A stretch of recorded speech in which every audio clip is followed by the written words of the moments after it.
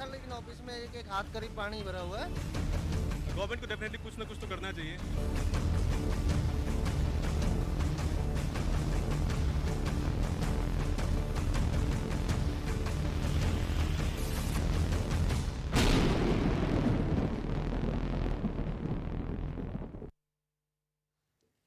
नमस्कार, मैं हूं सिकता दे और आप देख रहे हैं एनडीटीवी इंडिया। पहली बारिश में रोती दिल्ली और जैसे तिलक ब्रिज दिल्ली के दर्द का प्रतीक बन गया। तिलक ब्रिज के नीचे बद इंतजामी का सिलसिला जारी है। हर साल की तरह यहां दिल्ली वाले की उम्मीद डूबी दिख रही है। दूसरी तस्वीर अब आपको दिखाते हैं रोहिणी मेट्रो की, जो स्टेशन के पास है और इसमें आप मुंह के बल गिरे उम्मीद देख सकते हैं। तीसरी तस्वीर, जिनके कंधों पर लोगों को सुविधाएं देने की जिम्मेदारी है, उसे ही लोग कंधे पर उठाए हुए हैं। ये शख्स हैं समाजवादी पार्टी के राम गोपाल यादव। अब उम्मीद है कि ये और बाकी सांसद दिल्ली वाले के दर्द को बेहतर समझ पाएंगे और संसद में आवाज बुलंद करेंगे। चौथी तस्वीर, जिस दिल्ली एयरपोर्ट को विमानों की उड़ान के लिए बनाया गया, वो खुद धड़ाम से आ गिरा। क्या इसे सिर्फ हादसा कहा जाएगा? पांचवी तस्वीर भी परेशान करने वाली है।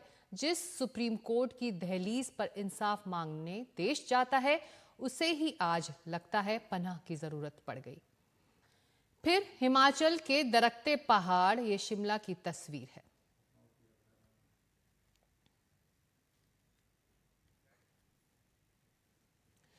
कई दिनों से लगातार गर्मी झेल रही दिल्ली को आज पहली बारिश पर खुश होना चाहिए था, लेकिन दिल्ली ने ऐसी तबाही देखी जो हैरान कर देने वाली है।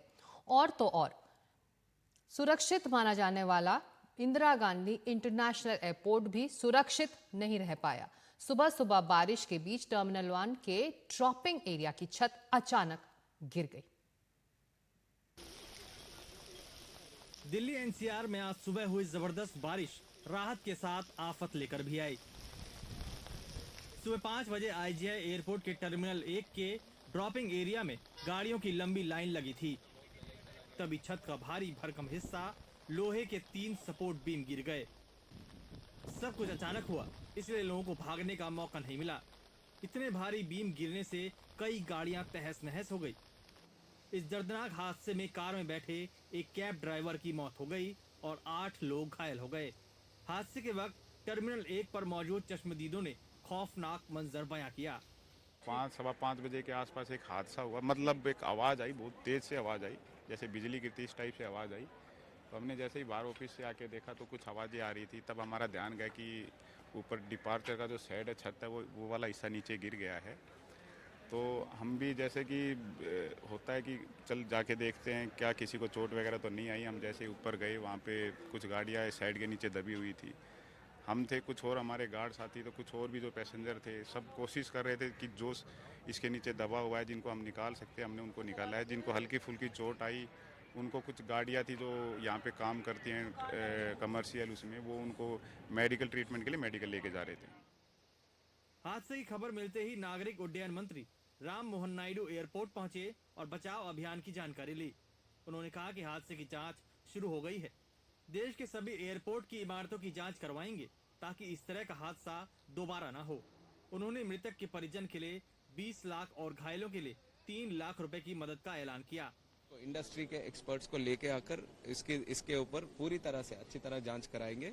और इसके ऊपर प्रधानमंत्री जी भी सुबह से, जब से इंसिडेंट हुआ तब से हमारे साथ भी फॉलो अप कर रहे हैं। उनकी भी राय, जिस तरह से इसको हैंडल करना है, उनकी भी राय हम ले रहे हैं और उनके गाइडेंस में हम आगे बढ़ रहे हैं। एक इमारत 15 साल पहले बनी, 15 साल तक अपना काम मतलब वहाँ से जारी था।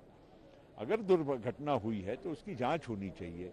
ये बहुत एक नामदार बड़ी कंपनी, जिसका लार्सन एंड टूब्रो, जो देश के बड़े बड़े मतलब प्रोजेक्ट्स को अंडरटेक करती है, विश्व में कई एयरपोर्ट बनाती है। हमारे देश के करीब करीब बड़े एयरपोर्ट जितने हैं लार्सन एंड टूब्रो ने बनाए हैं।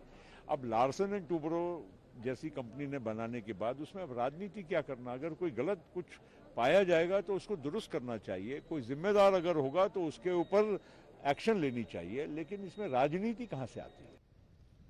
इस हादसे के चलते टर्मिनल 1 से उड़ान भरने वाली सभी फ्लाइट्स को दोपहर 2 बजे तक के लिए रद्द कर दिया गया। यात्रियों की सुरक्षा को देखते हुए चेक इन काउंटर भी बंद कर दिए गए। दिल्ली एयरपोर्ट पर रोज हजारों लोगों की आवाजाही रहती है। ऐसे में ये घटना बहुत ही ज़्यादा हैरान करने वाली है। लेकिन आखिरकार इसका कारण क्या रहा, इस बात की पुष्टि जांच के बाद ही हो पाएगी। फिलहाल ये मानसून की सिर्फ शुरुआत है। इस बात को एयरपोर्ट अथॉरिटी को सुनिश्चित करना होगा कि आगे चलकर ऐसी घटना दोबारा ना घटे। दिल्ली से अपने कैमरा पर्सन अशोक माले के साथ मैं शुभांग सिंह ठाकुर, NDTV इंडिया। और सुबह से शाम हो गई, लेकिन वसंत कुंज की निर्माणाधीन इमारत के बेसमेंट में गिरे मजदूरों का कोई अता पता नहीं चल पाया है। जैसे जैसे रेस्क्यू ऑपरेशन में देरी हो रही है, मजदूरों के बचने की संभावना भी खत्म होती दिख रही है। लेकिन प्रशासन ना तो ये बता रहा है कि मजदूर कहां से आए थे, उनका क्या नाम पता है और क्या इमारत बनाने में किसी से लापरवाही हुई। ये तमाम सवाल हैं जो इस वक्त इस हादसे से जुड़े हुए हैं। और मजदूरों को बचाने के अभियान पर हमारे सहयोगी रवीश रंजन शुक्ला की ये रिपोर्ट। दिल्ली की भारी बारिश में जो वसंत कुंज में जो हादसा हुआ है वो सुबह हादसा हुआ है और शाम हो गई है, लेकिन अभी तक 3 लापता मजदूरों का अता पता नहीं है। यहाँ पर काफ़ी पानी भरा हुआ था, अभी पानी को निकाल लिया गया है। NDRF की टीम, फायर ब्रिगेड की टीम यहाँ पर मौजूद है, लेकिन उसके बावजूद ना तो प्रशासन ये बता रहा है कि आखिर ये मजदूर कहाँ से आए थे, क्या नाम था, इनके परिजन कहाँ हैं, और ना ही ये बता रहा है कि आखिर ये रेस्क्यू ऑपरेशन कब तक चलेगा। अब निश्चित तौर पर मीडिया में खबरें आने के बाद में रेस्क्यू ऑपरेशन में तेजी आई है।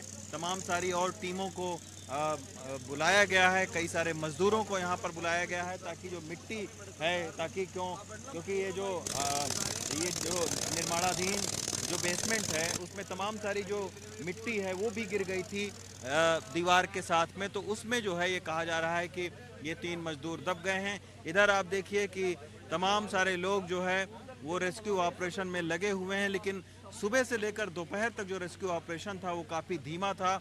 अभी करीब 10 घंटे के बाद में जो दिल्ली सरकार की SDM हैं वो यहाँ पर पहुँची हैं वो रेस्क्यू ऑपरेशन को देखने के लिए। लेकिन निश्चित तौर पर ये 3 जो मजदूर दबे हैं, अब इनके बचने की संभावना लगभग ना के बराबर होती जा रही है, क्योंकि जैसे जैसे वक्त बढ़ रहा है, जैसे जैसे रेस्क्यू ऑपरेशन का वक्त बढ़ रहा है, वैसे वैसे इनकी ज़िंदगी जो के बचने की संभावनाएं भी जो है वो लगभग ख़त्म हो रही हैं।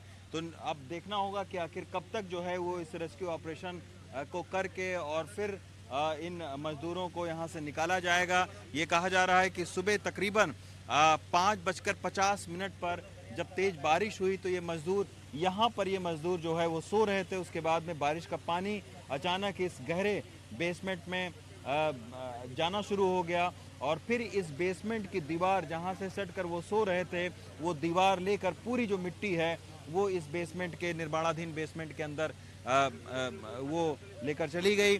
और अभी तक क्या कार्रवाई हुई है, जो बेसमेंट बना रहे थे आखिर कौन है इनके मालिक, कहाँ है ठेकेदार, और ये मजदूर कहाँ से आए थे, इनका नाम क्या था, अभी तक कुछ भी प्रशासन जो है वो नहीं बता रहा है। और लगातार दिल्ली पुलिस और तमाम सारी जो एजेंसियां हैं, PWD, MCD, वो भी यहाँ पर लगी हुई है, लेकिन अभी तक इन 3 मजदूरों को खोजा नहीं जा सका है। दिल्ली के बसंत कुंज से जेवियर के साथ रवीश रंजन शुक्ला, NDTV इंडिया। और बारिश की वजह से एक बस दिल्ली के आज़ादपुर ब्रिज के नीचे फंस गई थी। उसमें कई यात्री सवार थे। तुरंत इसकी जानकारी दी गई और फायर टेंडर्स को बुलाकर मौके पर लोगों को यहां पर बचाया गया है। ज़्यादा जानकारी के लिए सीधे चलते हैं हमारे सहयोगी मुकेश सिंह के पास। मुकेश, ये तस्वीरें हम देख रहे हैं जहां पर ये बस फंसी हुई थी, कितने यात्री इसमें फंसे हुए थे? देखिए, सुबह 9:30 बजे की घटना है जब दिल्ली में तेज बारिश हो रही थी और आजादपुर ब्रिज के नीचे अंडरपास में पानी भर गया था और पानी भरने से जो DTC की बस है वो फंस गई थी। इस बस में कुल 21 लोग सवार थे और जैसे ही जानकारी मिली फायर डिपार्टमेंट को, दिल्ली पुलिस को मौके पर पहुंची, लेकिन कई घंटों तक ये लोग फंसे रहे और उसके बाद बड़ी मशक्कत के बाद इनको 21 लोगों को बाहर निकाला गया। राहत की बात यह कि किसी को कोई चोट नहीं आई है और सभी लोगों को सेफली बाहर निकाला गया।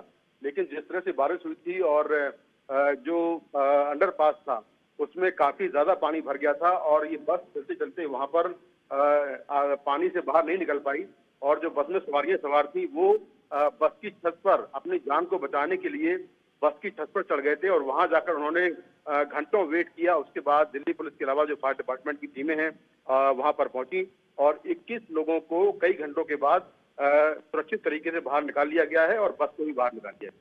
जी, और सुबह से ही दिल्ली ट्रैफिक पुलिस ये हिदायत मुकेश भी दे रही है कि अगर जरूरी ना हो तो घर से लोग बाहर ना निकले, जो हालात थे आज सुबह बारिश के बाद। मुकेश, बिल्कुल, दिल्ली पुलिस ने कहा था कि जिस तरह से बारिश बहुत तेज हो रही है, लोग अवॉइड करें बाहर जाना, क्योंकि सड़कों पर बहुत जगह पानी भरा है और जिस तरह से तमाम अंडरपासों में पानी भर गया था, सड़कों में पानी भर गया था, उसको देखते हुए बड़ी संख्या में जो ट्रैफिक पुलिस के जवान हैं वो जगह जगह तैनात थे। क्योंकि कई जगहों पर पेड़ भी टूट गए थे और कई जगहों पर जो पानी भरा हुआ था उसके चलते गाड़ियां खराब हो गई थी और गाड़ियां वहां से निकल नहीं पा रही थी, जिससे कि लोग फंस गए थे।